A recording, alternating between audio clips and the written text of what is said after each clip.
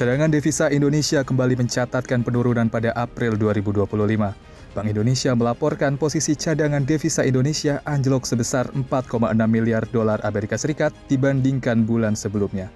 Per akhir April, total cadangan devisa RI tercatat 152,5 miliar dolar Amerika Serikat, padahal pada akhir Maret nilainya masih 157,1 miliar dolar Amerika Serikat. Bank Indonesia menyebut penurunan ini salah satunya disebabkan oleh kebutuhan pembayaran utang luar negeri pemerintah, namun BI juga menyoroti tekanan terhadap nilai tukar rupiah yang belakangan makin terpuruk. Rupiah memang sempat menyentuh level 16.230 rupiah per dolar Amerika Serikat, level terlemah sejak pandemi COVID-19 tahun 2020. Tekanan nilai tukar ini memaksa BI melakukan stabilisasi melalui intervensi di pasar falas yang turut menggerus cadangan devisa. Meski begitu, Bank Indonesia menegaskan cadangan devisa saat ini masih cukup untuk membiayai 7,1 bulan impor dan pembayaran utang luar negeri pemerintah. Dan jauh di atas standar kecukupan internasional sekitar 3 bulan impor. Ke depan, BI akan terus memperkuat stabilitas rupiah dan memastikan pasokan falas tetap terjaga.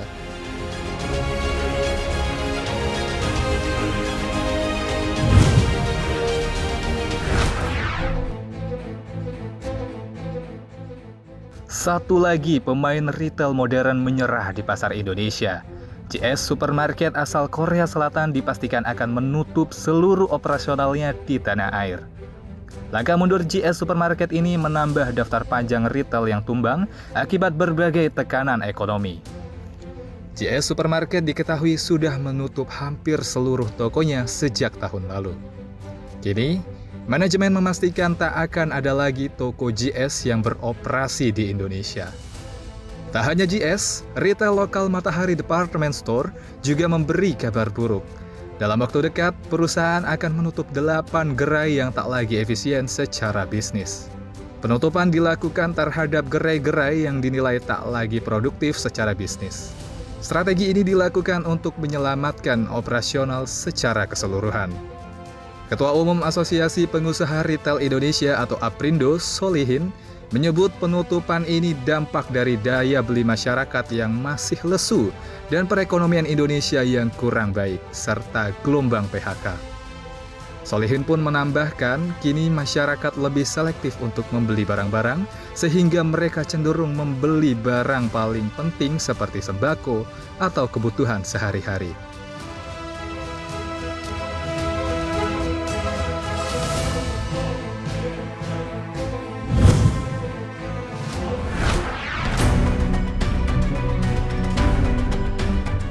Wakil Menteri Keuangan Suhasil Nazara selaku pelaksana harian Direktur Jenderal Anggaran buka-bukaan strategi yang akan dilakukan Kementerian Keuangan untuk menambal lubang penerimaan negara bukan pajak atau PNBP karena dividen BUMN tak lagi masuk ke kas negara melainkan masuk ke Danantara. Suhasil mengatakan setidaknya ada beberapa strategi utama untuk menambal hilangnya setoran dividen BUMN ke kas negara. Pertama ialah dengan mengembangkan sistem informasi mineral dan batubara atau Simbara supaya produk tambangnya semakin diperluas, di antaranya untuk komoditas nikel dan bauksit. Strategi kedua dengan menaikkan tarif royalti untuk sektor minerba dan PNBP, produksi batubara pada IUPK sesuai dengan terbitnya Peraturan Pemerintah Nomor 19 Tahun 2025. Ketiga, dengan optimalisasi penerimaan PNBP, kementerian atau lembaga melalui intensifikasi dan ekstensifikasi di sektor imigrasi dan pemasyarakatan, Kementerian Perhubungan, dan Kepolisian. Suhasil menegaskan strategi optimalisasi PNBP akan tercakup ke dalam 4 aspek, yaitu perbaikan tata kelola, peningkatan kepatuhan dan perluasan basis penerimaan, insentif PNBP yang terukur, serta penguatan sumber daya dan organisasi.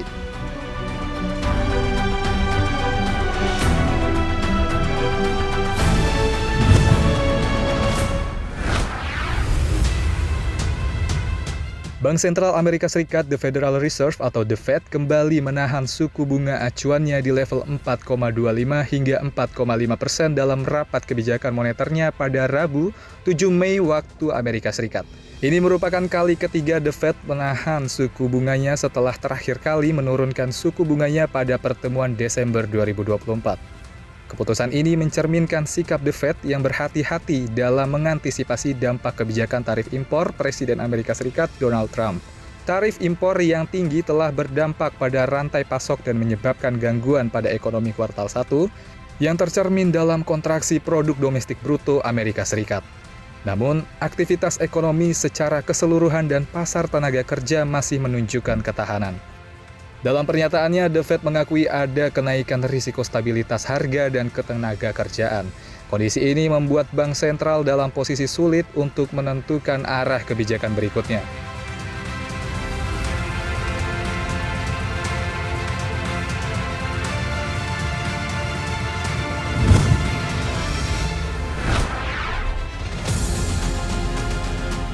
Raksasa teknologi Google mulai melakukan PHK terhadap ratusan karyawannya.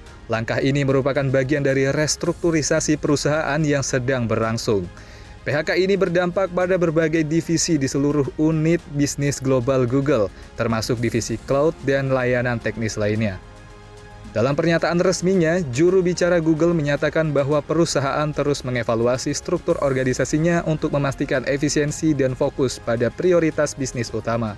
Google juga berkomitmen untuk mendukung karyawan yang terdampak melalui paket kompensasi dan bantuan transisi karir. PHK ini menandai gelombang restrukturisasi terbaru di Google yang sebelumnya juga telah melakukan pemangkasan tenaga kerja dalam upaya menyesuaikan diri dengan dinamika pasar dan inovasi teknologi yang terus berkembang. Langkah ini mencerminkan tren yang lebih luas di industri teknologi, di mana banyak perusahaan melakukan efisiensi untuk menyesuaikan dengan kondisi ekonomi global yang menantang.